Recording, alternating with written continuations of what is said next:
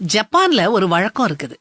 வேலைக்கு சீக்கிரமா வர்றவங்க தங்களுடைய காரை அதிக தூரத்துல நிறுத்திட்டு வருவாங்க. லேட்டா வர்றவங்களுக்கு ஆபீஸ் பக்கத்துல பார்க்கிங் வசதியை கொடுக்கறதுக்காக இப்படி பண்றாங்க. இதன் மூலம் சக ஊழியர்களோட மன அழுத்தத்தை குறைக்க உதவுறாங்க. கூட வேலை பார்க்கறவங்க கிட்ட பரஸ்பர மரியாதை, கரிசனை இருக்கிறது எவ்வளவு சந்தோஷமா இருக்குது இல்லையா? ஜப்பானிய பணி கலாச்சாரம் நல்லிணக்கம், பச்சாதாபம், டீம் ஸ்பிரிட்ட காட்டி ஒரு கூட்டுறவு சூழலை வளர்க்குது. நான், எனது அப்படின்னு நினைக்கிறத தவிர்த்து அடுத்தவங்களுடைய நலனுக்கு முக்கியத்துவம் கொடுக்குது. அடுத்தவங்களுடைய கஷ்டங்களை புரிஞ்சு அவங்களுக்கு கரிசனையும் அன்பும் காட்டி அடுத்தவங்க தேவைகளுக்கு முன்னுரிமை கொடுத்து நம் தேவைகளை சுருக்கும் போது மனசு லகுவாகும், வாழ்க்கை அர்த்தமுள்ளதாகும். உன்னைப் போல் பிறனை நேசின்னு இயேசு சொன்னதன் வாழ்க்கை தத்துவம் இதுதானே.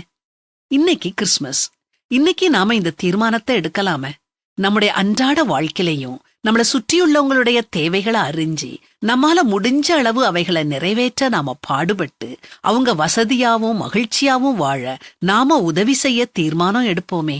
இப்படி நாம ஒவ்வொருவரும் நினைச்சு அதன்படி செஞ்சோம்னா இந்த உலகம் எவ்வளவு அழகிய இடமா மாறும். நம்முடைய பாவங்களை மன்னிக்கிறதுக்காக, நமக்கு நித்திய வாழ்வு அளிப்பதற்காக தேவன் தம்முடைய ஒரே குமாரனை இந்த உலகத்துக்கு அனுப்பி நம்முடைய பாவங்களை அவர் ஏற்று சிலுவையில மரிக்க வச்சாரே. எத்தகைய தியாகம், அன்பு, கரிசனை! அதுல கொஞ்சமாவது நமக்கு வேண்டாமா?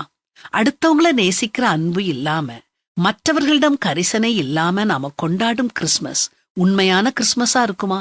யோசிச்சு பார்ப்போம். உண்மையான கிறிஸ்மஸ இந்த வருஷமாவது கொண்டாடுவோம். Wish you a Merry Christmas. May God help you to lead a meaningful life.